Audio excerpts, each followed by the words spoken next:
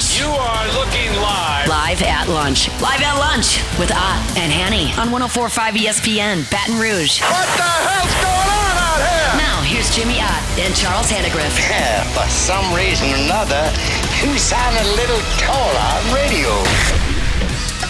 Is it live? Is it live? Is it live? Is it live? From Sammy's Grill on Highland Road.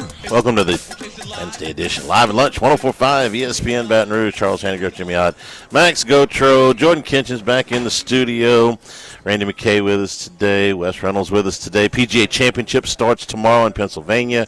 Scott Rabelais is with us today. We'll have our consensus golf picks. A lot going on. Good weather here in Baton Rouge. Jimmy, good morning. Good morning, sir. Okay, so I had a change of heart since yesterday. What? Well, yesterday we were talking about we were going to go to Destin for the SEC meetings. Let's not do that. I got a better idea. Oh, I'm sorry. Let's go to Paris. Why? For the French Open? The Saints are playing. The Saints are playing in Paris, and guess who they're playing? Man, I ain't going down to the Dome to see them, much less Paris. Oh, come on, man! It's a whole new attitude down there since Derek Carr retired. Baby steps, brother. Going in the right direction. That's true. Yeah, that's true. I'll grant you that. I'll give you that. The one, I don't even know if we're calling this a surprise because it was never really etched in stone, but when this story broke that the Saints were going to France, and we knew the Saints were definitely going to France. They have the European rights through the NFL for France. That was the one that they wanted. But they were originally going to – the report was that they were going to send the Browns with them. And you thought, wow, okay, you're going to send the Saints and the Browns. This is first game ever in Paris. You're going to send the Saints, who are, okay, and the Browns. That was a French media report, so Yeah. I guess we can't trust the French media anymore. Can't trust the French for very much anything. You excited about the Steelers? Well, this is not like the 70s. No, but think about it this way. I mean, no, think about it this way. we're really reaching, huh? If they were, is this a big deal? No, it's just today's deal. Okay, all right, that's fair. Okay. I saw the headline. So exciting, man! Might be a much sexier team opponent for the Saints in France. I'm like, the Browns and the Steelers. The Steelers are sexier than the Browns. Think of it this. Since when? Since forever. Yeah. No. I'm saying, how long has it been? I should have said. Oh well. They had one. When's the last time they won a playoff game? 17. Got Big Mike McCarthy now, though. Yeah, 17. No, the Steelers. 17. The Browns have won one since then. Yeah, they actually have. Okay, yeah. so well, damn it. This is about branding. Okay, the branding. No argument there. If you're in France and you've heard of American no, that's why I'm doing a hypothetical. You hear about American football. You've probably heard more good things about the Steelers than you have about the Browns. 100%. If they were sending the Premier League, Max, check me on my facts here. If they were sending the Premier League over to do a game in New Orleans, and they said, "Hey, we're sending Manchester United," I'd be like, "Okay, well, I've heard of them. I've heard of Chelsea. Okay, I've heard of Liverpool." Update your stuff. Man City's a big dog now, although Arsenal's in position to win Thank the Premier. you for making my point for me. Manchester is probably not as good as some of their teams, but I know the brand.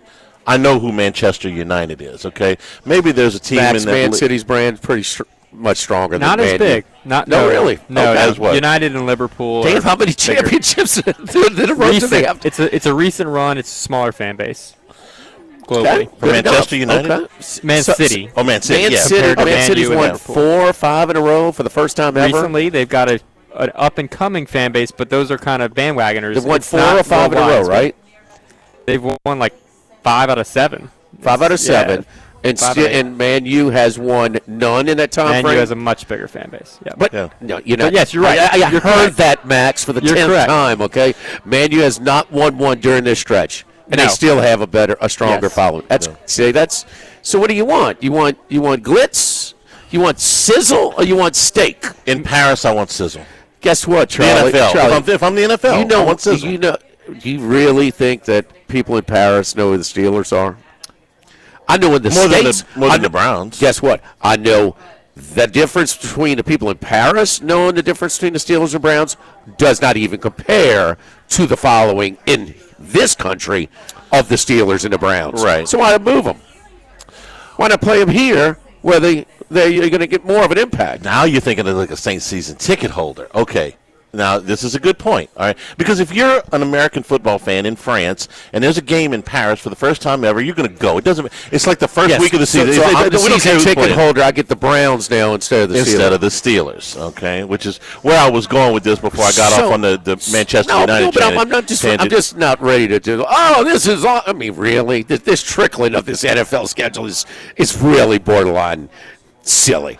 I mean, I know these are the attention hogs that are the NFL. They want every month. They want all 12. I get it, but it's like really. Oh, we just got it in. Giants are playing the Cowboys on an opening night. When do they not play an opening night on prime time? The Giants and the Cowboys. Right, yeah. It's the Cowboys and the Giants or the Cowboys and the Eagles. They play more on prime time opening weekend than anybody, huh? Yeah. Number one media market, number one following team, right? Man U is the Cowboys. That's the best way That's to fair describe to it. say. They're a big brand that hasn't and won crap in a long time. They used to, though, right? Used to, oh yeah. Okay. You're a fan in Paris. You're saying, I want to go check out American football. It almost doesn't matter who plays. Now that's the thing. Here's more of a commitment to strip away and listen. Pittsburgh is some of their fans are going to be geeked up about going to Paris for a game. Mm-hmm. They will have some people that travel. Don't look at that stands and try and tell me that, look at all the French people pulling for the Steelers. No, Charlie. Okay? But wait a minute. I got to go see my team. I got to go to France, or instead of going to one of these road games, which they dominate, instead of going to New Orleans, which is, they would bring a ton of people to New Orleans. Oh, they do. Whenever you say New Orleans got its ups and downs, a lot of downs, but you telling me they wouldn't flock to that city for that game? The last time that I was in New Orleans for Saints Steelers, they played on Halloween night. This would have been maybe 10 years ago, 10, 12 years ago, something like that, sometime in the early teens. Primetime game, I think it was Sunday night. It might have been Monday night, but I think it was Sunday night. Saints Steelers in New Orleans. I have never been approached by more road fans. You got tickets, I'm talking about in the French Quarter. I'm talking about on Canal Street. This is a game day? This was, yeah. Okay. This was a game week. So 3 hours before kickoff? Closer to 7 or 8, brunch. Okay. Yeah, they're hustling tickets. They made the trip without tickets. Yes, that's my point. And I just wanted to. Could you tell if they were locals or they were out of town? They were almost all, when they talked to you, said, we're here from Pittsburgh, we're looking for tickets. Okay, gotcha. So, yes, the Steeler fan base That's travels great. like almost nobody else. Maybe the Packers, but almost like nobody else in the NFL. They travel. I think it's the strongest. I agree. I think it's the strongest. I agree. Green Bay has won more games than them recently. Yeah. It's not just a bandwagon thing. They'll take over places. But I think the biggest thing, and I think this is sad, and I understand they're trying to get their growth, but those games in London used to be just bottom of the barrel. Yeah. The games on Thursday night used to be bottom of the barrel. They're prioritizing the streaming now. They're prioritizing. I mean, they're putting the more marketable team in that game to France than it is in the States. Then your season ticket holder, who you take for granted, and yes, your Steeler fan base, which is a much less expensive trip to go. There are other options for them. But still, they're going out everywhere. And I think, when's the last time they played in New Orleans? I think that would be. I mean, you come with all your homework today. You didn't have that? I did. I told you the one I was at, and I couldn't even tell you what year it was. Roughly 7 years ago, 6 or 7 years ago. I'll take a guess. Max will look it up. So I think they'd rather come once every. Now LSU and Alabama are playing every year. Yeah. They're kind of on an analogy on a smaller level. You bring up a point about when they started this, they were not great games, going over across the pond. There's 11 games on the international slate this year. That's the most ever, and Roger Goodell has made no bones about the fact that we're going to get to 16. Everybody's going to play one of these before I'm done with my international expansion. Every year, somebody's going to play one, and you're going to flop. That's what they're going to get to. Might take them another 2, 3, whatever year, but they're going to get to the point where they're going to play 16 international games, and everybody's going to play one every year, and you'll flop what your home and away is. This year, in addition to the Saints Steelers, you got some you got Patriots Lions, in Munich. Oh gosh, you've talked about this a bunch. Wow, how crazy that's a good game. That's man. a really good game. Yeah, in a non-divisional game, Niners Rams in Melbourne. I don't know. I don't know how you feel about on that. I don't know how you feel about Ravens Cowboys, but that ain't bad. What are you talking about? That's a monster game. That's in Rio. I mean, that's given all the high quality, high. If you want to just rank 1 to 32, these are some of the top teams as far as their following. We're talking about, right? This is what you go with the Man U and the Pittsburgh and all that. Yeah, okay. I mean, and rare games where they're playing non-conference. Not even non-divisional, which even non-divisional, you will play those teams more when you get into playoffs and stuff like that until you're the Super Bowl. But that's man, they are beating us over the head with this international stuff, huh? And it's not just the Jaguars that are going twice this year, because the Jaguars always go twice to London. That's sort of their adopted team. The Niners, in addition to going to Melbourne, are going to Mexico City. So let me ask you about the streaming too. So with more and more they are shifting more in streaming. I know Goodell talked about it during the draft in his interview. How 92% of our games are available on free TV and stuff like that. I mean, okay, but you're building more and more against, and you cherry picking the better games. So Amazon Prime, when they do it here, this is a really dumb question, and I apologize, but the people in London can stream, right? Yeah. As opposed to getting it on cable, on ESPN, or getting it on the network. Yes.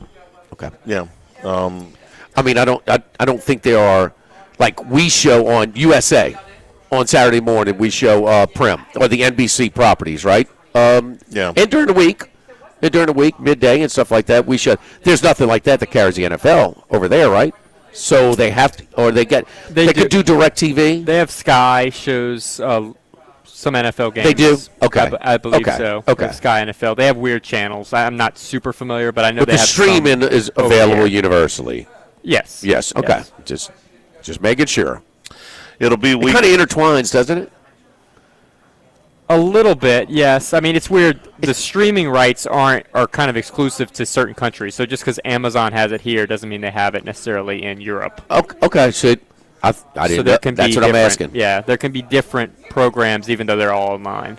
Whatever the case is, and now they're getting paid by the streaming too. Okay, but they're just the push, the international. I mean, at least they know what the hell's going on again. Remember the first games over there? Yes, I do. Vuvuzelas. I mean, soccer songs. I mean, the English crowd in particular has gotten a lot more knowledgeable about the game. I like this because the NFL was going to go global regardless. I like this better than a franchise being over there. Sprinkle one game. I can live with this. This is a lot easier than trying to deal with the logistics of the London Jaguars and the teams in their division having to play these games every single year in the same spot. Aaron Rodgers going to go? Probably. I don't care, man. I mean, it's the same. I mean, Aaron Rodgers are the guys before him. They get to the playoffs and they can't compete. And once again, I have to tell you that you don't count because you're sick of Aaron Rodgers, and I am too. But who isn't? People in London. People in France. What do you got a pulse of France all of a sudden? I do. I do. I mean, sell that to somebody else. They want to put Aaron Rodgers' face on his picture. Line one. That's it. Line one, Hannigren, Vanity Fair on line one. Oh, didn't we do that yesterday? We got to do that again today? Everybody else is Fluff Hanny. I mean, he's got his boots on the ground in Paris now. The Saints last hosted the Steelers. Because your grandma spoke French. I mean, you got a pulse of France. 2018, obviously. You've been to France more recently of this group. I've been to Paris in Las Vegas. Good one, Max. Seen the Eiffel Tower. I think it's a tie between me and you, Jimmy. So whoever got on the plane last. France? To jog your memory last year? We left France at the same time. Oh, you went to France. You go to year Paris. Ago, dude. I was talking about Paris. Okay. Oh, my bad. You went to France. Oh, the people, the tickets are only available to the people in Paris. Yeah, you have to be a resident. My bad. You have to show an ID. I'm sorry. What's for lunch? Everything. We're here at Sammy's. At Sammy's. Sammy's on Highland. You know, we're celebrating their big crawfish championship, the crawfish boil contest. It was such a great thing. Now, look, we're coming down the stretch, and pretty much, man, a lot of people just shut it down. It's done. But we have extended the season, and this is for you diehards, man. You know, that still most people have gotten enough of the crawfish. But if you're looking for that last little fix, no matter how much you like, man, they got a great deal. And how about the deal they got going over here at Sammy's for the Tuesday, Wednesday special?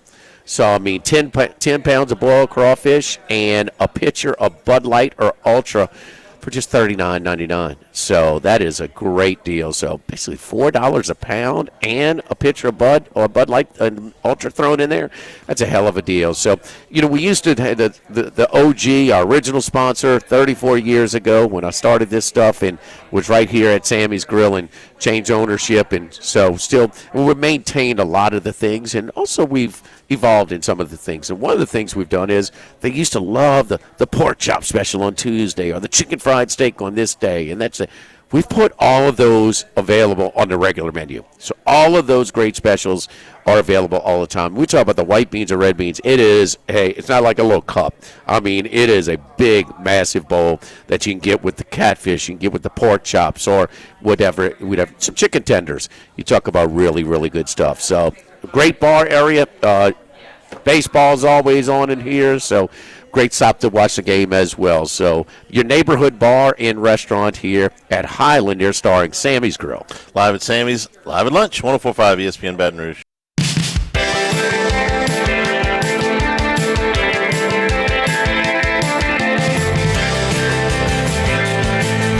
Live at lunch with Ott and Hanny. Live from Sammy's Grill on Highland Road on 104.5 ESPN Baton Rouge. And return here at Sammy's. Remember, you can always get the show on demand, 1045ESPN.com, LouisianaSports.net. Handycast up on YouTube. That includes Coach Skip Bertman with us this week for the episode. We're brought to you by Supreme Rice, celebrating 90 years in business in 2026. Supporting our Louisiana farmers. Go to SupremeRice.com.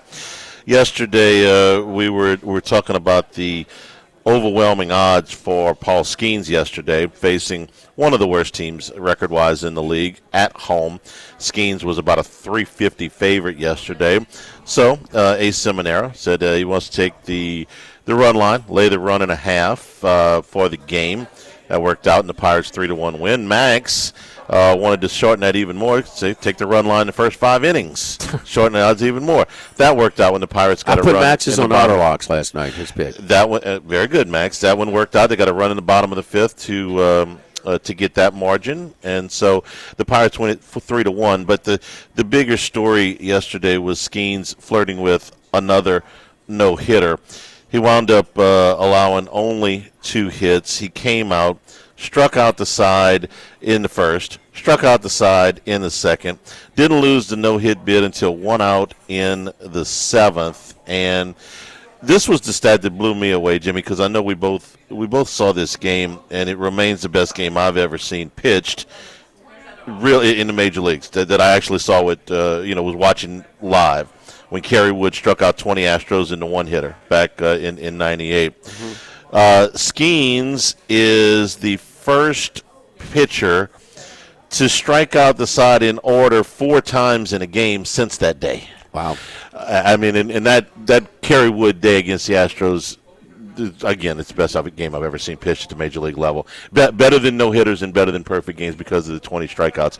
That's the kind of rarefied air that Skeens is in. 4 pitchers in Major League, the modern era, this is since 1900, have thrown 8 scoreless innings while allowing 2 or fewer hits and 0 walks in consecutive starts. This has happened 4 times in history. The first guy to do it was Cy Young himself, Jimmy. I mean, I'm running out of superlatives. His last, and I think you dipped down, the last time he gave up a walk, how many strikeouts? It was 28 innings in a row. Oh, I'm no, sorry. It was 30. That's the last 4 starts. So he's now, his last 5 starts, he's 38 strikeouts and 0 walks. Jeez. Can the current LSU pitching staff borrow some of these stats? I'd like to borrow him back for anybody. So anyway, and I think you said it was maybe about 2, 3, or 4 more. I couldn't add to the carryover. But anyway, he's been roughly about 40 strikeouts without a walk run right now. The other thing is he is now his ERA after the 2/3 of an inning on opening day at Citi Field in New York against the Mets, where he gave up 5 earned runs. His ERA was 67.5. Is now dipped under 2. His first 2 seasons, his ERA was under 2 for the season.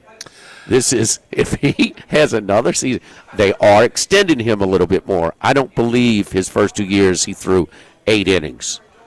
No. I don't think. This is back to back. He threw 8. Did he throw?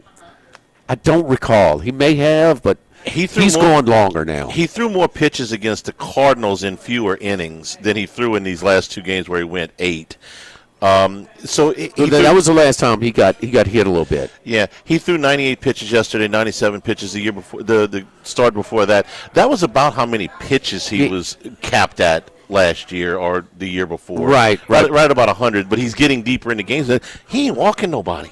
No. This is 36 innings without a walk. He's attacked, and he had a few walks early on. I mean, his first 3 starts this year, he had 2 walks in each start, and then 1, and then that's been it.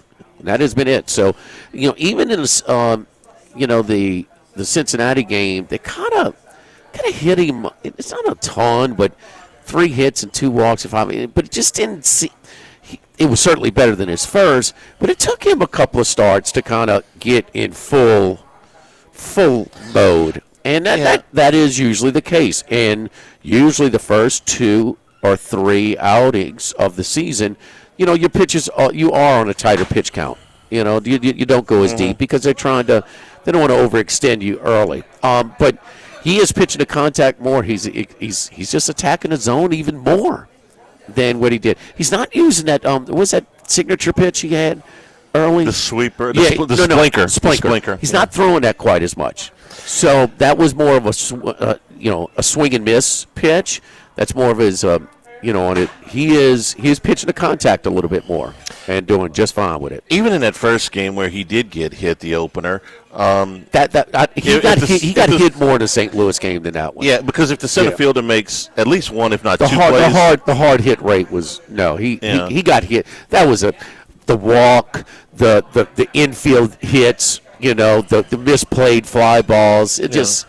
He had 1 really hard hit ball to the wall, for a triple. But besides that, the St. Louis game I watched both of them, and that was more of a challenge for him. I appreciated you mentioned O'Neal Cruz there making the errors in the first game. Skeens was there in the dugout ready to thank O'Neal Cruz, who laid out to keep the no-hitter. He just kind of joked with him like, he was waiting for him in the dugout after the inning, just like, hey man, thanks for having my back. Because he's such a talent. He's just a talent. They're trying to figure out where to play him.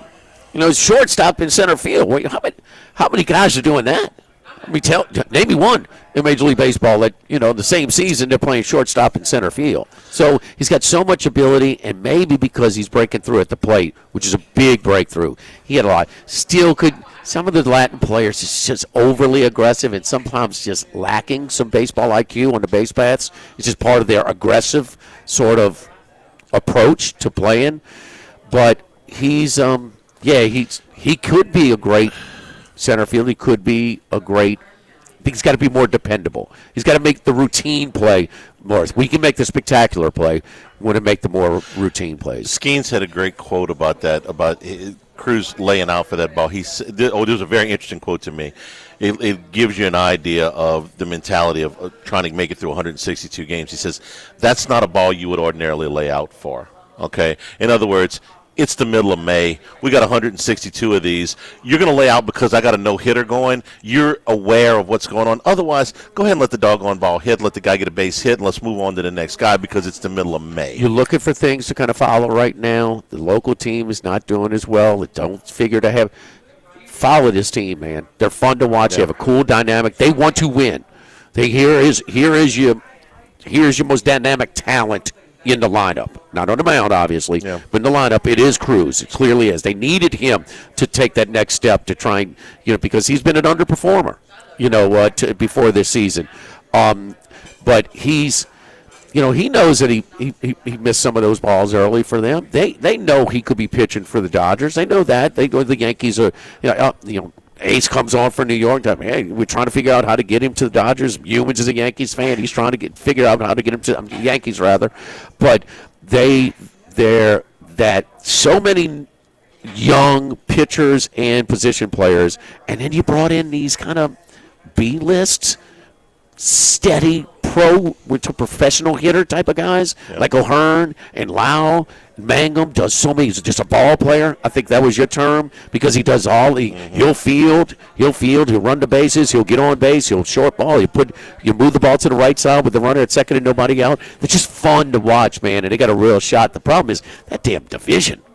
It's the biggest surprise in baseball. Yeah. It's tough, man. Minus Cincinnati. Cincinnati is falling apart. In a perfect world, they would be in a lousy division, so they would, have a much better shot at the postseason. But I also wonder if it's going to spark management to make a move for that bullpen when we get into June. Last night. July. I mean, here he is. He's nominated. They got the timer at the plate at the end of the game. I mean, it is a high wire act with that bullpen. After that opening day start where he failed to get out of the first inning, he had an ERA of 67.50. It's now down to his career average of 1.98.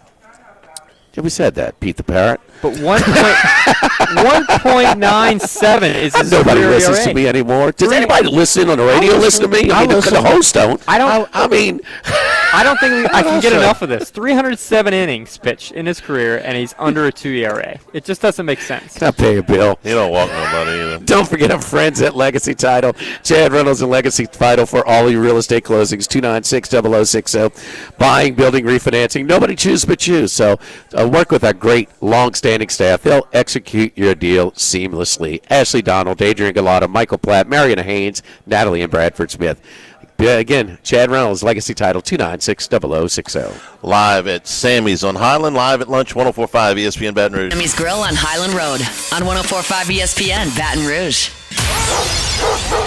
Uh-oh, they let the big dog out. Boom! Out of nowhere. It's time for the big dog, Randy McKay, with his best picks. Randy McKay, I've been following him on Twitter. I don't know if how many of us have, but he's Wild Bill, his grave site. I mean, his old shootings and the Wild Wild West. I mean, fill us in exactly. Welcome to South Dakota. Huh? I mean, fill us in, big dog. Exactly where you've been. Yeah, I was in Blackhawk, last week, and then I came to Deadwood, South Dakota. Here, stayed a couple nights, and now I'm on the road on the way, and I just passed the famous Full Throttle Saloon and pulled out to the side of the road to talk to you guys. Full Throttle Saloon, Charlie, fill me in. Never been. Never. Deadwood, I could have done. I watched the show. Okay. Oh, because there's a show called Deadwood. Okay. Yeah, it was. It's not on anymore. But big dog, they don't let me watch a whole lot of TV outside of sports, so I'm limited. Okay. So yeah, I didn't know about the show. Okay. Yeah, the Full Throttle Saloon. There's a show on True TV about it. It's about Sturgis Bike Rally, and it's a big place. They have a lot of good rock and roll concerts this year, and they have Sammy Hagar, Tesla, and of course the lead singer for Jackal is one of the owners. Is that right? Okay. And what's the population of this town? Where it is? Sturgis, South Dakota, 7,000 people. There you go. I've never been to Sturgis. Rode a bike for a while. Yeah. Yeah. No. I know some old riding buddies. Go every year. There's no doubt. So, but anyway, pretty. When is that? Is that like in July, August when they have that early big August, festival? Early August this year. Yeah. Yeah. Coincides with Del Mar. So, You're a little distracted. I'm a little bit distracted at that point. Yes, indeed. Your thoughts on, tell me if I'm wrong here, but I'm watching the Golden Knights in Anaheim last night and showing the guys kind of skating next to each other. I'm like, Anaheim looks bigger. They look faster. And the Golden Knights keep winning these close games, huh? Am I wrong on that take? Yeah, you're definitely right with that take. I think Anaheim, with the young youth, is a little better team here. But Golden Knights know how to win close games with the veteran leadership, and the goaltending's actually been kind of equal. Where I thought Anaheim would have had a little bit of an edge going into the series, but Tortorero's stuck with them. But I think we're going to get a seventh game here. So if probably Anaheim might be like even money to win Game 6, and I would recommend that one. Doesn't it seem that you tell me it's just that the experience is the thing that's keeping the Golden Knights Anaheim a very young roster?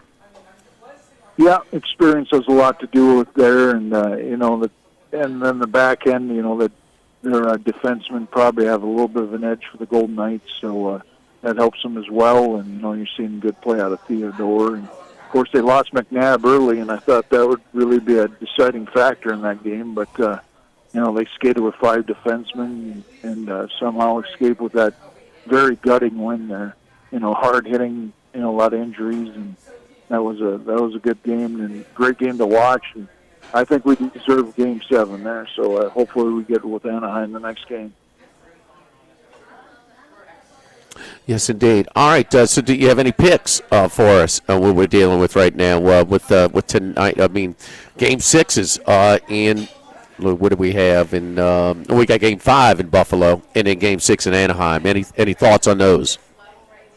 Yeah, I like Montreal coming back here too as a small underdog, and they've proven after a loss that they can bounce back after that. And a fluky goal there by Buffalo, got that game tied up, and then they won 3-2. And that was, officials kind of got in the way of a lot of penalties in that game, and that's not what you want to watch. You want to watch more of the Anaheim-Vegas game where they, swallow the whistle a little bit unless it's a big penalty. So hopefully they do that in the next game, get a better, that'll help Montreal, I think, as well. And I really like them bouncing back, and the goaltender's been good for them. All right, and what about? I guess from your previous comments, you like Anaheim in Game 6. Yeah, definitely like Anaheim here in Game 6. Back and down there in Anaheim, California, and I believe they'll.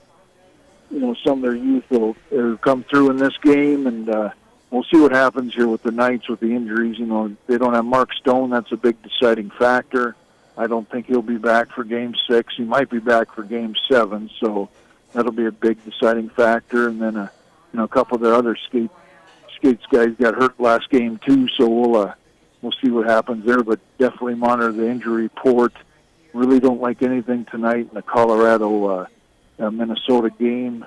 I just think Colorado's just too strong for them. Minnesota gave a pretty good effort there in Game 3, got a win, but Game 4, I could have went either way at the end, and they didn't get that. But this could be done here in this next game.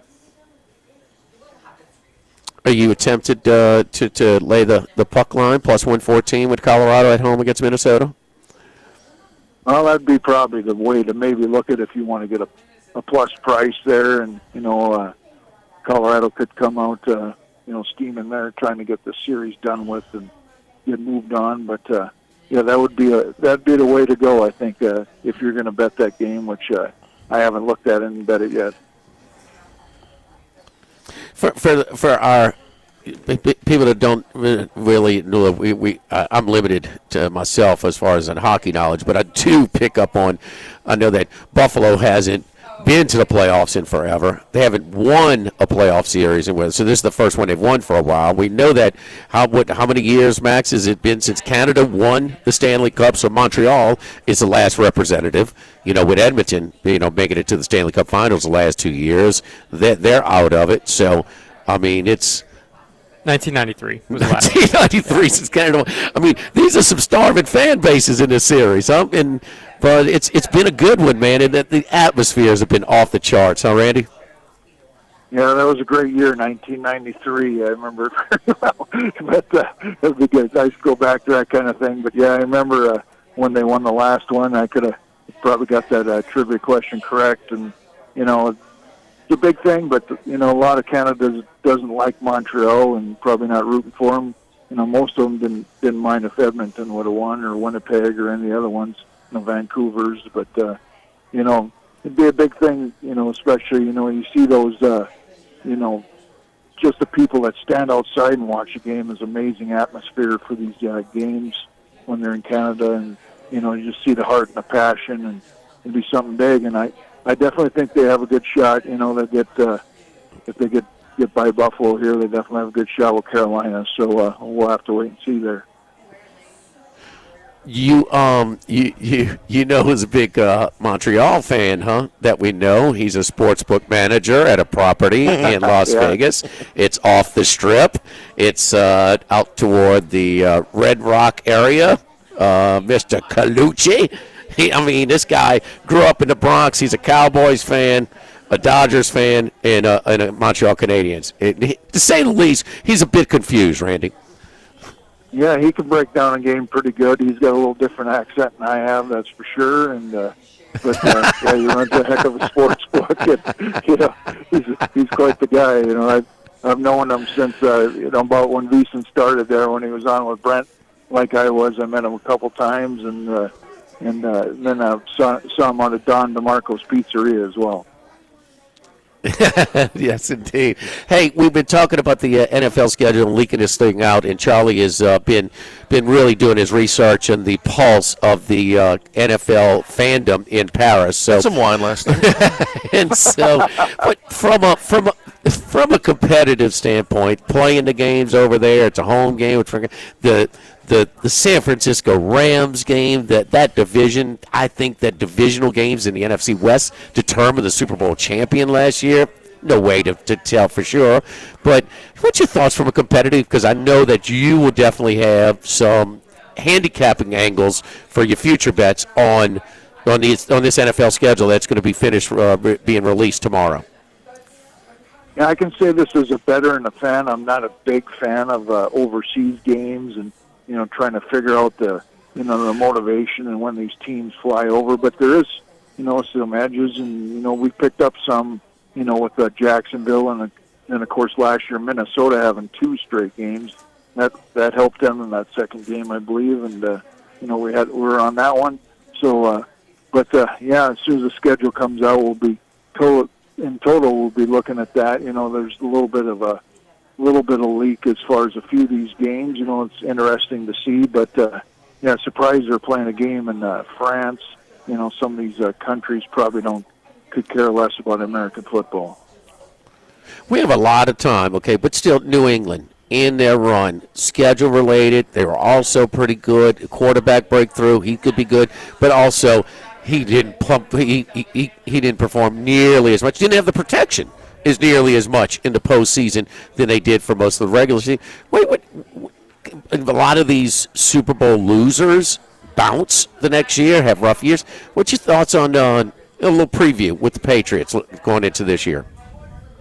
Yeah, definitely have to look at the schedule. I think it'll be too much of a trend where everybody will be on the under with them, with the things you've mentioned. So might even be a play with the over there. We see variable teams, very prepared, very every game they'll be in the game, and there'll be a lot of close games. He knows how to coach pretty well in a close game as well. So there might be a nice contrarian play there as well. Unlike I usually go against a Super Bowl loser, I might actually be backing it, but need a little bit more. Need to see what the line is, and then see what the schedule is. You and your crew have anything in the PGA this weekend? Yeah, nothing yet in the PGA. Haven't really broke it down, but not a big event that we've bet before. It's always been like as far as the big tournaments and Masters. Sometimes the U.S. Open, and definitely the British Open's been one of the best ones, or the Open Championship. So definitely we'll have something there, but nothing for going for the weather. We're about out of time here, but make Charlie feel good here. Paris, would you say, has more Steelers or Browns fans? Well, probably the Steelers. I don't know. They even know who the Browns are. So thank goodness he can feel good about himself now. It's like fish in a barrel. Any city outside of Cleveland has got more Steeler fans than Browns fans. We're bite like we're like guppies here, just biting on the NFL like Roger Goodell's line he's throwing out. Let me throw out these two. Sprinkling the fish food, yeah. Yeah, sprinkling the fish food. That's exactly it. Big Dog, enjoy it, man. Yes, indeed. At RR39, let's keep this hockey run, man. You've been on a roll. Let's keep it going. We'll talk to you next week. Thank you. Will do. Thanks, guys. Good luck, everybody out there. Yes, indeed, Randy. Great stuff as always. Don't forget our friends at Go Chevrolet in LaPlace, Go Chrysler Dodge Jeep Ram in Plaquemine, Go Chevrolet West in Plaquemine. I saw some of the signs when we were in Bruley and walk-ons in Bruley this past Monday. So to buy the local over at those two dealerships in the on the west side of town. And we got Go Ford in Waveland, the Go Automobile dealership family here in the South. My buddies Lee Carney, Nick Richard doing a wonderful job. When I was in the market for a new vehicle, I got in touch with Lee, came in, we figured it out, did a lot, basically custom ordered a vehicle, with the exact color, interior, exterior, wheels, engine, automatic this, whatever. It's just exactly what I wanted, and did it through their website. It was very user-friendly, and it's not always the case for the technically challenged like myself. The concierge service department, you've heard me talk about it, super convenient. They'll provide you with a loaner, come and meet you at your work or home, provide you with a loaner, do the work, return the vehicle when it's done to your home or your office. Mention my name, Jimmy Ott, for VIP pricing. Again, the Go Automobile Dealership. Go Automobile Dealership family. Go Chevrolet in LaPlace. Go Chrysler Dodge Jeep Ram in Plaquemine. Go Chevrolet West in Plaquemine. And Go Ford in Waveland. Live at Sammy's on Highland, live at lunch. 104.5 ESPN Baton Rouge.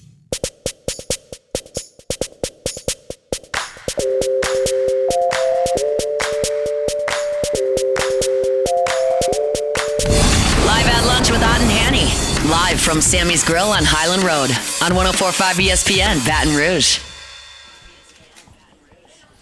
All right, a strong 5-0 yesterday on Otter Locks. Got a couple of games going here right at the top of the hour at noon.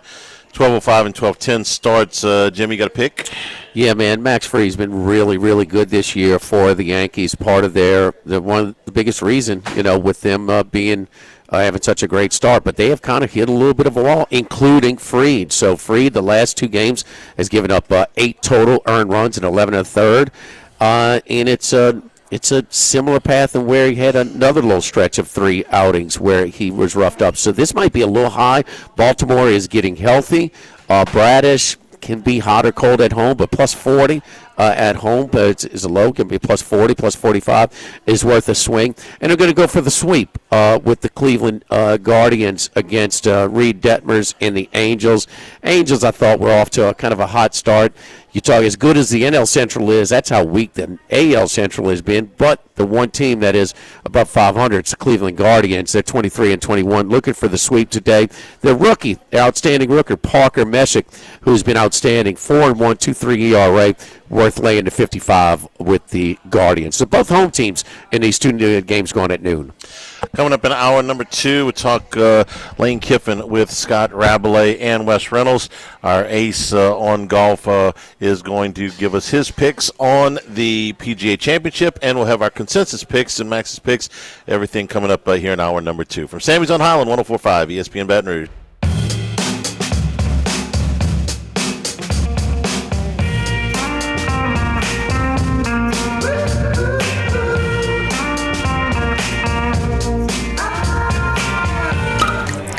Enjoying the finer things in life is his forte.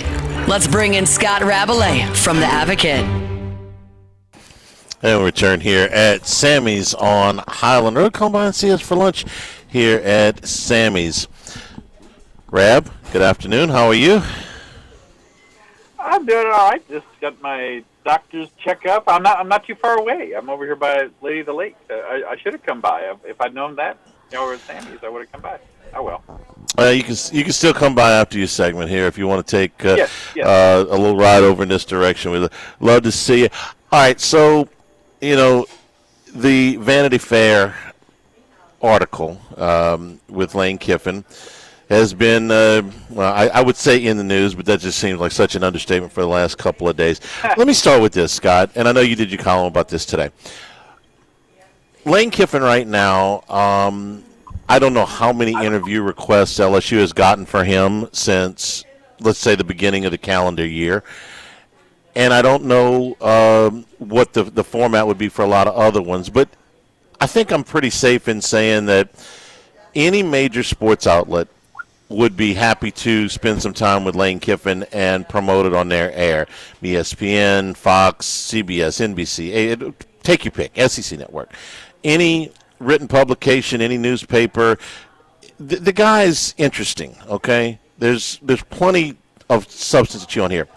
Why do you think they picked Vanity Fair? Not a sports publication, obviously a major publication, but not a sports publication. Why do you think they picked this? And when I say they, I mean LSU and Kiffin. I'm sure they sat there and talked about it. What do we want to do? Why do you think they picked this?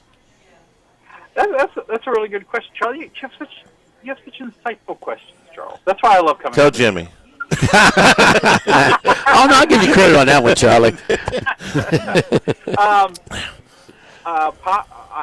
The first thing that comes to mind, is that they're thinking this is going to be more of a, hey, here's who this guy is, not something that you're going to be asking him a lot of tough questions. It's going to be a pretty friendly interview, basically.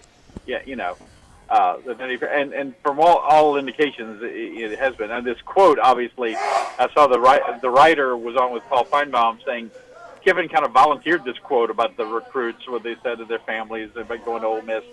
But I think by and large, other than that, they pretty much got what they wanted out of giving him some publicity on a national scale.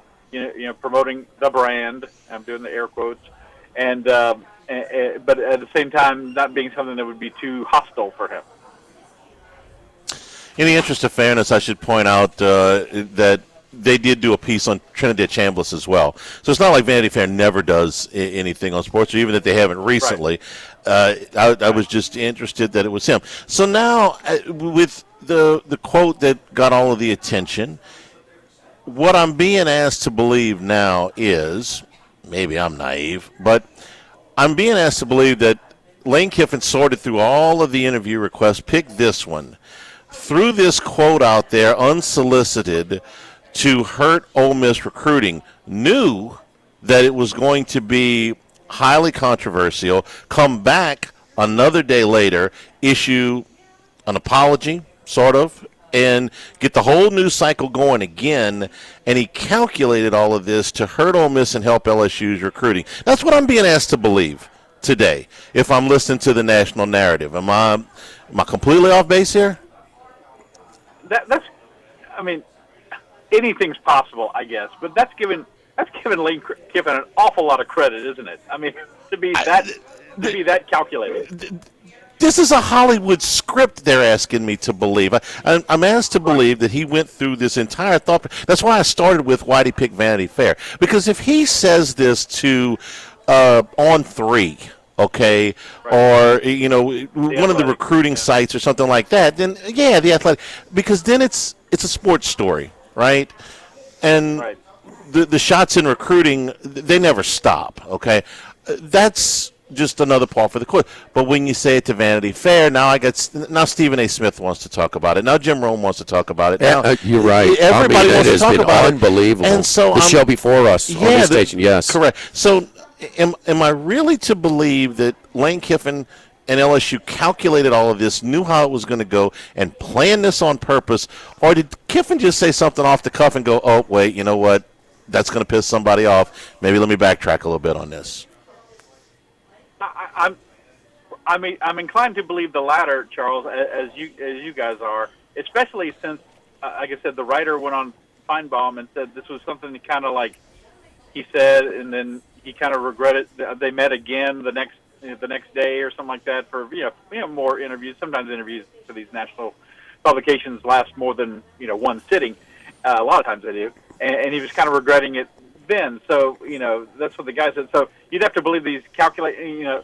enough that now Feinbaum says I don't know if he's ever being sincere, right? He said that this week. I don't know when Lane's ever being sincere, and I think that's it's like the whole thing with the president of the economy. He gets too much credit and too much blame. I think Lane Kiffin gets too much credit for being this cunning and too much blame for saying things. Is he trying to get under Ole Miss's skin a little bit because of the way he feels he should be appreciated more? Is that than for his 6 years there than he has been, which obviously he's not being appreciated. He's being vilified. Yeah, that's probably a little bit too. I think that's human nature as well. I think people are reading a lot into Lane Kiffin, but there's so much scrutiny on him. Every single move he makes is going to be scrutinized. If he said it's a blue sky here in Baton Rouge today, I hope it's a beautiful blue sky in Ole Miss in Oxford, Mississippi today as well. Somebody would say, "What does he mean by that?" It's that kind of thing right now with him. Just anything he says or does is just going to be overanalyzed, and frankly, he probably shouldn't do any more of these kind of interviews between now and he's going to talk. I'm sure he's going to talk to the media at the SEC spring meeting, and of course, there's the SEC media days in July. But aside from that, he probably should tone that down again. But that's just me. Let me interject real quick, Charlie. Yeah. And we're talking about, listen, he has done, like when they had the ice storm in Oxford, he said some nice things, like some caring things towards Oxford, but that's they don't care about that. They're going to jump all over this. So and as far as his Rab's words, under their skin or under your skin, isn't that code for social media trolling? Don't they, kind of is that? Yeah. He has a long history of that, of trying to get under people's skin with some of his comments. The other thing is that this applies pressure on Lane Kiffin because I'm void now of these being hamstrung because of these conditions of being in Mississippi and having these racial barriers and things like that. Okay, I'm hamstrung now. Now I got no excuses, and I got over $40 million. Well, dude, you better win. I mean, don't. So I think to me that's what it has done as well. But I am very surprised. I'm sorry, but just how much it is everywhere, man. And he's not going to get the benefit of the doubt. And frankly, he's brought a lot of that on himself. Okay, so that's fair. Again, I'm going to go back to the beginning. Is what were you trying to accomplish with this? Are you trying to soften his image? Or are you trying to put him more mainstream out of the sports? I'd like to ask. I could see him getting a little aggravated. Like, okay, I left y'all. I am the guy that is most responsible for this run. For this special season we had, and for this special 3-year run that we had. Okay, y'all beat me up enough. I'm going to take a little shot back. Right. I mean, that is not so much like that's normal. Sure. And we lived through this. We lived through this when Saban came back in 2007 with Alabama, and Saban went out of his way to say, "Listen, I don't have," he says, "there's people there that are going to hate me and are upset with how they talk." He goes, I'm paraphrasing, no animosity towards LSU, no animosity towards the fan base. I understand. I work for the other guys now, but I don't have. And you still had many people, still have 20-some odd years later, people that can't stand Saban, even though he was responsible more than anybody for putting this program at a level that it had not been at since the 1950s. And if Ole Miss finishes in the top 10 this year or makes the playoff or whatever, and they go on a run in the next 5 years where they make the playoffs multiple times, they'll have to, whether they want to or not, look at it and say, Lane Kiffin started this. He put us on a level that we've never been at. But it doesn't matter.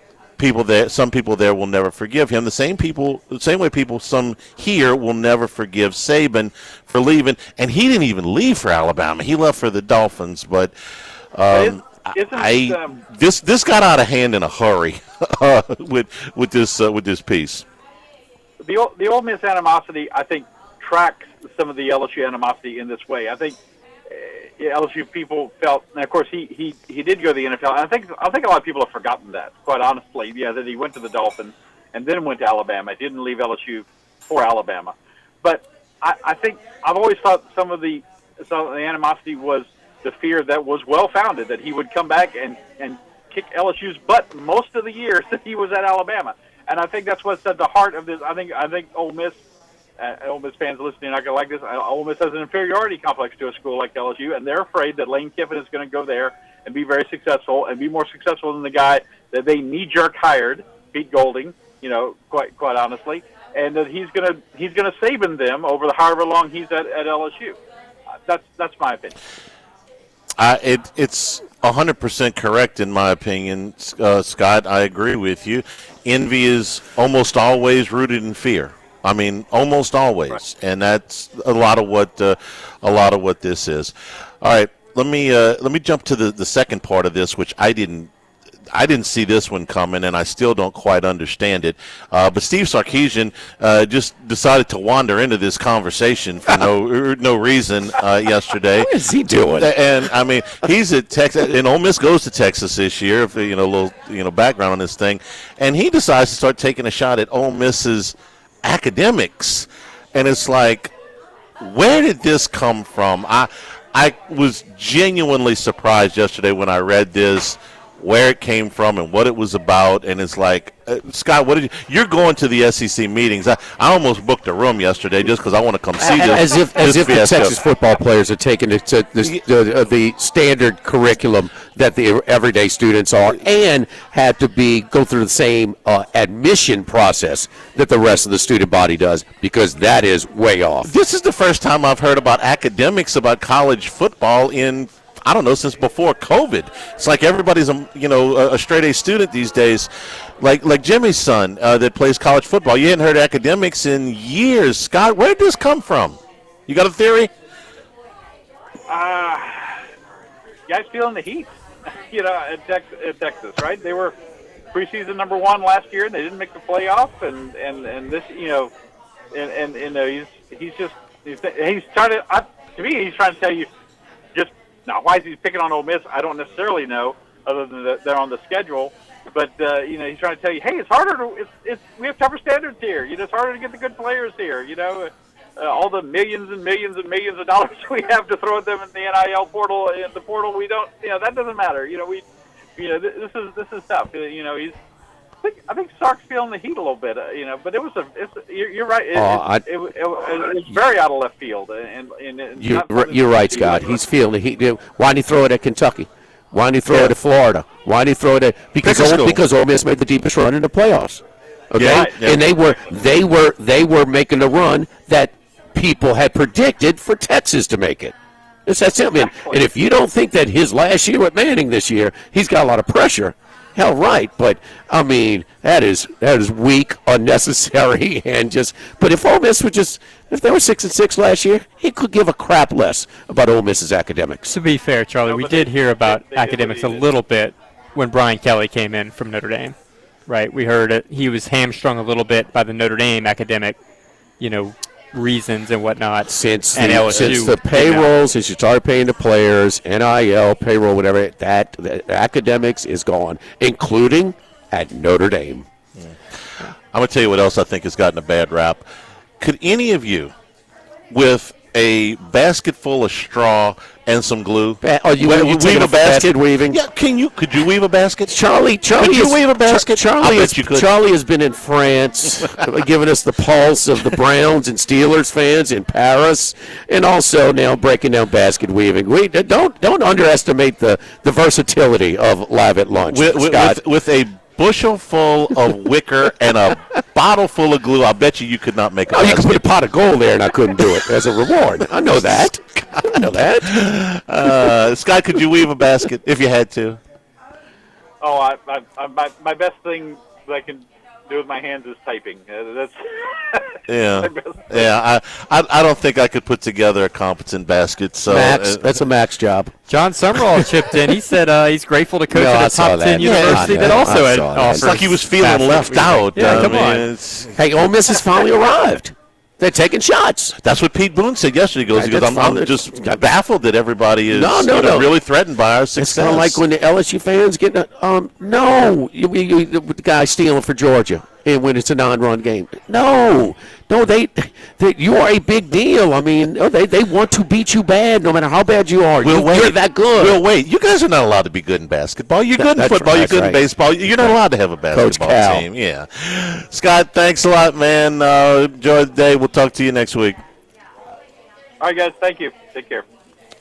We're brought to you by the Thibodeau store, the Pierre Part store, now delivering lumber out of their Lockport location and also out of the Pierre Part location. So if you've got a building project this summer, get your lumber delivered from the Thibodeau store. Go to thethibodeaustore.com to get you to all 4 of the locations from the one website. Memorial Day creeping up on us. It's an early Memorial Day this year. It's a week from Monday. You need a grill. You hadn't broke the grill out yet so far. Brawl King grills are on special on the website right now. The Napoleon Freestyle 365s are on special right now, but a ton of different grills that you can get at thethibodeaustore.com. Backyard grilling starts with the Thibodeau store. So elevate your grill game with the Thibodeau store. 900 St. Patrick Highway in Thibodeau, open daily until 5:30, and on Highway 70 in Pierre Part, home of the Fighting Mexico Tros. Thibodeau store and the Pierre Part store, LaRose and Lockport locations as well. Live at Sammy's on Highland, live at lunch, 104.5 ESPN Baton Rouge. Live at lunch with Ott and Hanny. Live from Sammy's Grill on Highland Road on 104.5 ESPN Baton Rouge. From east, north to south, but we're heading west. It's Wes Reynolds from VSiN. Wes is heating up, man. 2 weeks ago, again, we had the outright on Cam Young, and the last week, jeez, roughly a 40 and 50 to 1 shot. Fowler and Hogard tied for second behind Rattan in last week's Truest. Wes, right there, buddy. Yeah, certainly were. I thought Ricky Fowler actually was going to win that tournament when he hit that bullet to 16. It's like he's going to make this birdie and get it to 15 and let these guys go through the green mile there at the end, but missed the putt, unfortunately. So, yeah, it was tough to see those guys both finish runner-up because they were right there, but at least, you get that feeling even with the loss that, you handicapped it right. And that's our goal every week is to get a couple runners up there. And had them there last week, just couldn't get them across the line first. So now we move on to the PGA, second second major of the season. Who we looking at? Yeah, and the two favorites, of course, 1 and 2 in the world, Scotty and Rory. Did not bet either of them outright. I think Scotty Scheffler, even money or better for a top 5 if you want to get some exposure, probably the ways to go because he never, finishes down the board even if he doesn't win. So that's my only exposure to Scotty. But Cameron Young, I'm going to stick with him. He's been good to me this year. I know the price isn't what it was in the futures market 3 or 4 months ago, but he's been the best player in the world, I think, for the last 3 months, even though he's ranked number 3 rightfully behind Scotty and Rory. But he's been the best player in the world, and I have no reason to doubt him. This is the last kind of frontier of his career. Can you get it done in a major championship, even though he won the 5th major a couple months ago at the Players' Championship? Just tough to poke a lot of holes in his game right now. And I think he's ready to win a major. He won on the Donald Ross design, by the way, last fall at Edgefield for the Wyndham Championship. It's amazing that 1 year ago he was in a 5-for-1 playoff to qualify on a Monday for the field at the U.S. Open, and now he's number 3 in the world. So Cameron Young makes the card, as does another young star, Ludwig Aubert, anywhere 20-ish to 1, kind of in that range. 8th last week at Quail Hollow, but 5 top 10s in his last 6, 4 top 5s in his last 5. Always good with the driver with this big weapon, but was 3rd on approach last week at the Truist. He's really improved around the green. Last year, he was 129th on tour for stroke gained around the green. This year, he's 17th, and you're going to have to be really, crafty around the greens this week because even though they're really large, you got these false fronts, you got these, runoffs around the greens, those typical Donald Ross type of greens that we see at Pinehurst, Oak Hill, a couple other places. So you're going to have to be doing that to get up and down. The putting, has to improve a little bit, but he was good on these bent grass greens at the Masters 2 years ago where he was second on debut, so I think he could figure him out. Tommy Fleetwood at around 25-ish to 30 to 1. It's kind of a low price, but I think that this course really kind of, and that's what I'm playing here, the course, maybe not so much the recent form. This course being a little bit shorter, under 7,400 yards, short by modern-day standards, I think it's kind of better suited for him, where it's a little bit more of a premium on accuracy, even though the Bombers will try to bomb and gouge. So Tommy Fleetwood, I played, did add Patrick Cantlay this morning because I was looking for a mid-range, 40-ish to 50-ish to 1 guy, and starting to kind of put it together a little bit, just gradually. Like, he hadn't won in about 3 years, so he was one I added. He's getting a little buzz in the market if you're looking a little bit down the board. And then the longer shots, Russell Henley, who I think is kind of getting a little bit ignored this week, considering he's got 5 top 10s in his last 7 majors, T3 at the Masters in April, where he held a share of the lead. As good as it gets on accuracy, really. And I think this shorter layout could be a good fit for him. He was 7th at Pinehurst number 2 for the U.S. Open a couple of years ago, which was also a Ross design. And then 2 guys that I've been playing lately, and one of them's been given rewards, and that's Ricky Fowler, who we mentioned at the top here. 2nd at Pinehurst number 2 at the U.S. Open in 2014. He's starting to put good finishes together, consecutive top 10s, and then, of course, that co-runner-up last week at the Truist. 12th on the tour for putting, and this is where it's going to separate, I think. Not so much off the tee or approach, even though those are important, but I think on the greens this week. These are difficult greens, and that's the most difficult part of what is going to be a scoreable course with the soft conditions due to the weather. So Ricky Fowler and then also Kurt Kitayama would be my longer shot, who was P4 at the PGA 3 years ago at Oak Hill, which was also a Donald Ross design. Solid season so far, runner-up at the Genesis, a couple other top 10s. Really has been striking the ball well and not necessarily bombing it like he usually does. He's been a lot more accurate off the tee, and he's been much better with the iron. Got to get a couple putts to drop. That's what always kind of holds. All right, Max, anything for Wes? Yeah, we're going to have a couple common picks there. It's interesting, Wes, I have a question here. When it comes to the PGA Championship, it's pretty clear that a lot of the fans view this as the 4th most important major. There's even some talk, Keegan Bradley mentioned earlier this week, about how it feels just like a PGA Tour event with just a little bit bigger infrastructure, bigger fans, and it's called a major. Does that make someone like Patrick Cantlay, like Ricky Fowler, like Tommy Fleetwood, like Ludwig Oberg, all those players who don't have majors, maybe it's a little bit easier for them to close one of these out? Yeah, I think it could. It's been in recent years, Max. Obviously, class players typically win this thing, even though you've had a couple long shots, and not the not too distant past. But I think a lot of it too is the fact that you have so many of these guys that hit it so long off the tee now. Like, everybody hits it long off the tee. Like, even the shorter hitters are 300 plus yards. And with this one, I think just with this week, I think this course brings a lot more people into play. Like, you'll still have the Brysons and the Rorys and all the really huge hitters off the tee. They'll try to bomb and gouge because they think, okay, we can get it out of this rough. It's 3.5, 4 inches, but it's not like U.S. Open rough. So we're going to try to bomb and gouge, and they're going to play how they play. But I don't think, like, the shorter hitters necessarily off the tee are legislated out of it like they might be at, like, Torrey Pines or Quail Hollow last year, Beth Page Black, where you saw, mostly bombers off the tee, and some of these shorter hitters just weren't able to compete. They would have to be so precise with their irons just to compete. So I think because of the shorter course, you're going to have a lot more guys in play this week. Can I ask both of you guys, Jimmy, you too, when he makes a statement like that and he's saying, oh, this is the 4th major, but it's still a major. And if you asked any player that doesn't have a major whether they'd rather win the PGA Championship or the Tour Championship, I'm curious what you guys think, because the Tour Championship pays roughly 3 times the purse. But this is a major, and that's not. So you tell me. And the Players has a bigger purse as well. I think you could get some people who might argue the Players might be just as good as a major. I would disagree, but maybe you might find some players. Wes, what do you think?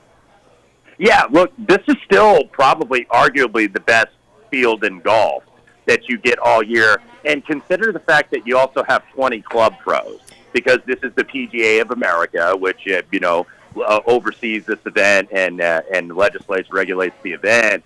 So you get all those club pros like the Michael Blocks and those guys in this field that are good players but aren't touring pros. And you still have one of the strongest fields, if not the strongest field in the world, because you have to go through different qualifying processes to get in the U.S. Open, and obviously the Masters is invite only, so it's a smaller field, 80, 90 players. With this one, you get a full field, and you get pretty much about every really good golfer, at least in current form, in this field. So I still think it's full. I still think it's important. I wish it was still in August, to be honest with you. I always kind of like that last major at the end of the summer before we get knee-deep in the football season. But they moved it up because, look, money talks. FedEx pays a lot of inventory for that playoff, so they want that to be the showcase at the end of the summer rather than the PGA Championship. I think venues matter for these things, and the PGA's kind of struggled on some of the venues, especially the last couple of years. Quail Hollow, I mean, they were hosting a tournament last week on the PGA Tour, and they hosted the PGA Championship last year. Valhalla wasn't that great a couple of years ago, and obviously Scotty got arrested. That was kind of the storyline that week. But to me, this is a better host site. At least they got that part right. I think they're still going to eat it up. They probably shoot 14, 15 under, but it's a better test than maybe some of the other PGAs, and that's why it's partly dropped, I think. I would agree with that, too, because, I think Valhalla maybe more so than Quail Hollow, but I do agree, Max, that I think some of these venues have been a little bit unimaginative. At least with this one of the things they did on the restoration, they had 74 bunkers when they last played this in 2018. Now you've got 176 on the course. So they're trying to make it a test, and they're trying to make it firm and fast. I think the weather, though, is going to let them lose the course a little bit just because it's going to play softer because they're getting rain today. They're going to get a little rain tomorrow. So it is going to soften the course up for these guys.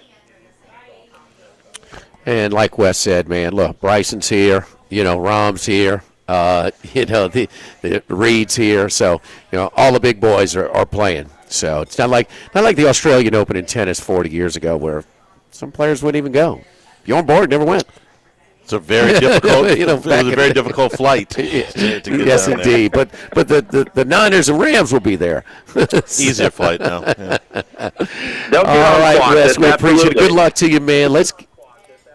Qantas never crashed. At Wes Reynolds 1. Great stuff as always. Good luck to you, Wes. You bet, guys. Thanks for having me.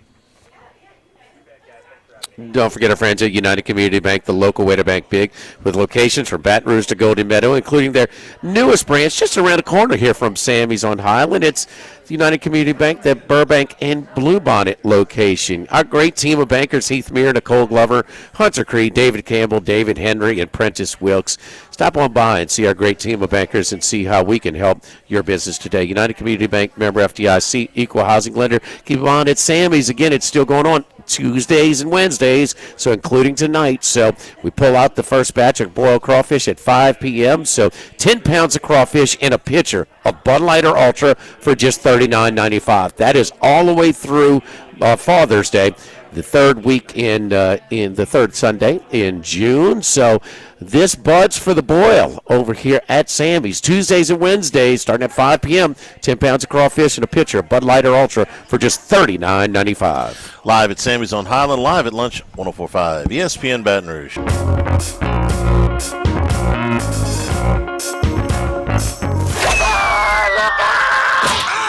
Our Wednesday consensus golf picks are brought to you by Dana Brown at the law offices of O.C. Brown. And return here at Sammy's on Highland. All right, Max, your picks, and then get to our consensus picks. Yeah, Aronimik this week, really kind of important. Wes mentioned it, but I think it's going to be very influential in this golf tournament, just how much rain they get this evening. They're saying the golf course, the reports on the grounds are that it's playing pretty firm, and fast, and the greens are going to be spicy. They've got some real undulation, a lot of imagination on the greens, and putting will be important. But it could affect the winning score just depending on how much rain they're going to get. They've got less in the forecast now than they originally had, so it might not soften the golf course up too much. Got a little fire to it, but I still think the winning score here is going to be 14, 50, and under. You can get the winning score under 267.5 in some spots. That would be 12.5 under par, over there. I think you're going to see some guys eat this up because there are a lot of wedges that you need to hit in these greens, which is abnormal for a major championship. Normally you're hitting a lot longer shots, but this is short compared to other major championships, and it's not short compared to 5 years ago, but the state of the game, equipment and whatnot, it's gotten out of hand. So it's going to play short for a lot of these guys. You're going to see more wedges into these greens, and I think that's going to be important this week in that different players could rise up the leaderboard than in normal major championships. I'm going to start off with one of the guys kind of lower amongst the odds on the leaderboard. Jimmy, we talked a couple weeks ago. I said that I felt like there was a very clear top 5, and there was a gap between everyone else. I mentioned it being Scheffler, Rory, Cam Young, Jon Rahm, and Matt Fitzpatrick.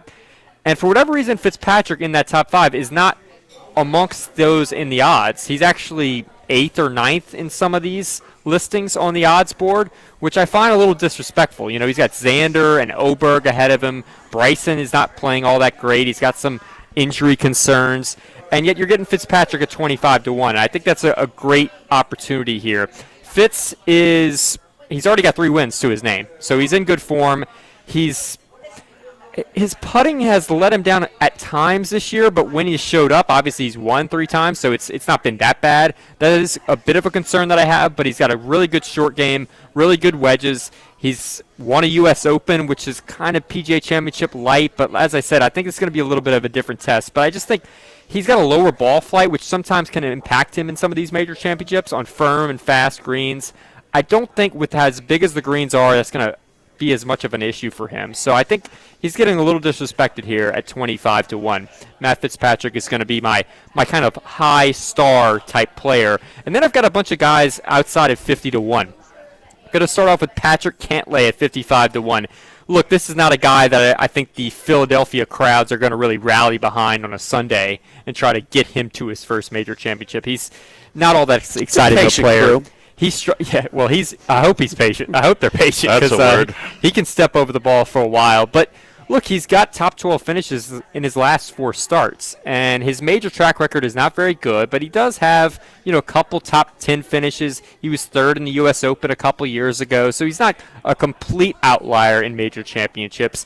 And I think his putting, he's very much a lag putter. He tries to get it to the hole and kind of stop it. He's not going to run putts by. And with these greens, as complex as they are, with these ridges and brows and things in them, I think speed control is going to be very important this week. So I can see him lagging putts up well enough, and his form is good enough. He's a great wedge player. He's really good in that range. He can light it up and make some birdies. So I think Patrick Cantlay at 55 to 1 is a value, despite the fact that I wouldn't really trust him on a Sunday to close it out. Chris Gotterup, 60 to 1. This is a guy who actually has got 2 victories to his name this year. It was earlier in the year. It's been a little while, but those were 2 golf courses that do have shorter wedge and shorter iron buckets coming into these greens.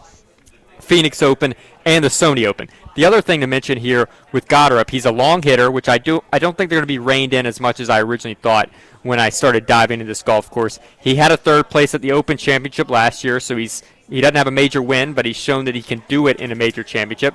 And he's actually from this area. He's from the Northeast. It's a different type of golf, different type of rough. So I think this is going to play similar to what he maybe grew up playing. So Chris Gotterup at 60 to 1. He went to Rutgers for a couple years as well. So he's kind of a native son to that Northeast area. Ricky Fowler, 68 to 1. You heard Wes mention him as well. And look, do I trust him on Sundays? No. We saw him. He had a chance on 16 on Sunday. Missed a short putt. On 18, he bogeys down the stretch. So maybe he had an opportunity to win last week, and he didn't get it done once again. But he's got 3 straight top 10s. His iron play has been elite. He's gaining over a shot a round in his last 12 rounds, which is something that he hasn't really done in his career very often. It's really got to go back to prime Ricky Fowler days back in the mid-2010s where he was doing that well. And he was actually winning golf tournaments back then. Now, he doesn't have a major win to his name, but I think Philly would rally behind him. So maybe he could get enough of a crowd support to get him to a major victory. And as we mentioned with Wes, maybe the PGA Championship being less meaningful, less pressure on that, will help him get over the line. Sam Burns, 70-1, a local guy, of course. The LSU product is playing much, much better in major championships. Look, he had a very tough major track record in his first 4 years or so on tour. He had one top 20 finish for quite some time in his first 15 major starts. Since then, he's gotten 4 top 20 finishes in his last 7 starts, including 3 top 10s. So he's finding himself a little bit more in contention. He finished 7th at this year's Masters. We know he was in the mix at the U.S. Open last year at Oakmont. Ultimately, the rain got to him, but I think this is one that he can get done. And he does well when you have a lot of drivers, and he's a great putter. And I think putting is going to be very important this week. So if he can get the flat six going, which wouldn't surprise anyone, I think he can absolutely contend this week. Sam Burns at 70-1. Patrick Reed, 90-1. We have not seen him at the Masters, which does concern me. But ultimately, another guy, great wedge player. He won earlier this year, twice on the DP World Tour. I wish I would have seen him at least once since then just to know where his form is. But he's gotten out there early last week. He was able to see the ground. So I think his preparation is going to be good enough. And at 90-1, Patrick Reed worth a shot, a major champion. And finally, I went with a lot of Americans, but this is a guy who might sound American, but he's not. He's Austrian. Sepp Straka, 105-1.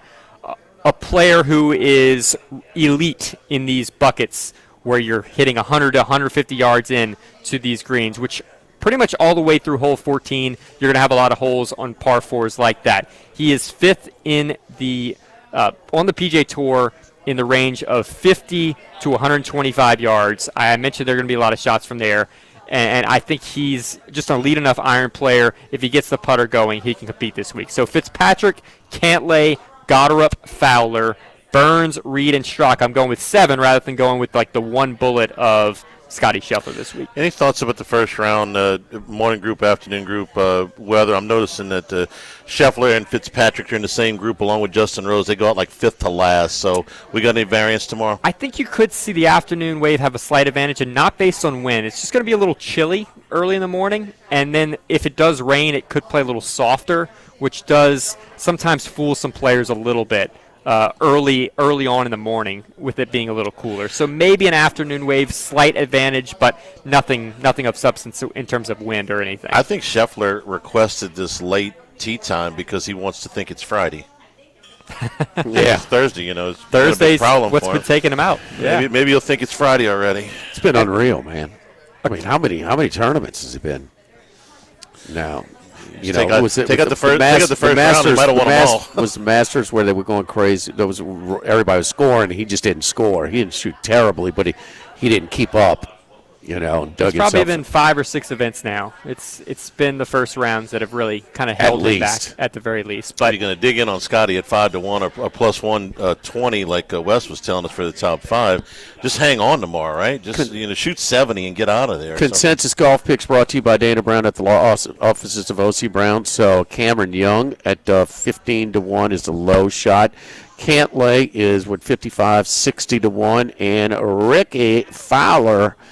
How about Matt Humans went over to Red Rock yesterday and got as much as 100-1. It dropped down to mostly 50-1. We're looking at 60 in that 65-1 range. That's available. I know that 65-1 is available right now at the 2 local shops here at the Queen and also at Bally's. So Young, Cantlay, and Fowler. Our Consensus Golf Picks brought to you by Dana Brown at the law offices of O.C. Brown. You get in an accident, you got to call 343-1111. Whatever any type of legal assistance you think you might need, you got to take advantage of that free initial consultation. He has a team of specialized attorneys specializing in all areas of law. I'd like to say it, our law firm for a lifetime, because it's exactly that. Dana Brown at the law offices of O.C. Brown, 343-1111, and ocbrown.com. Live at Sammy's on Highland, live at lunch, 104.5 ESPN Baton Rouge.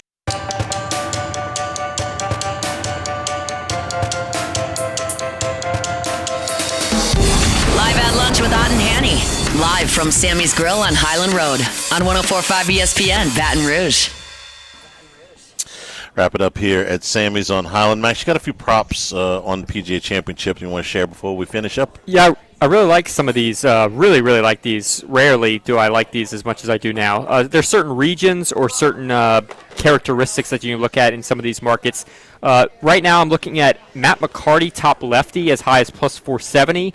Robert McIntyre and Akshay Bhatia are fades for me this week, and so he's the next guy up, and he's got top 10 finishes his last 3 starts. So McCarty, it's top lefty.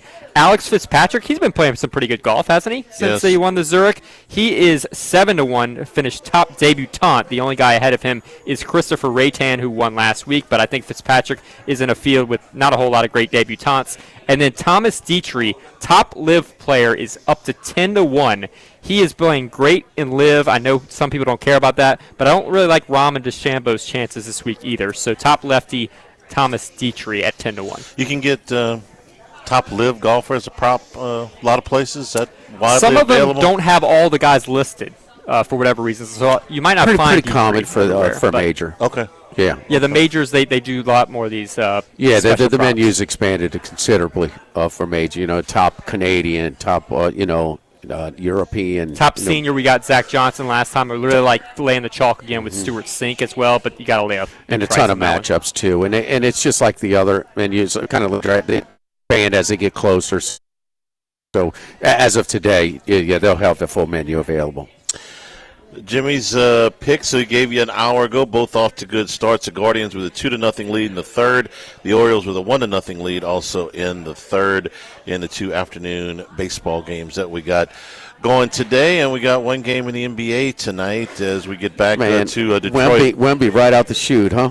17-6 in the first quarter. Yeah. I mean, he's and I'm going to tell you, and I'm kind of repeating. I think Reggie Miller was on the game.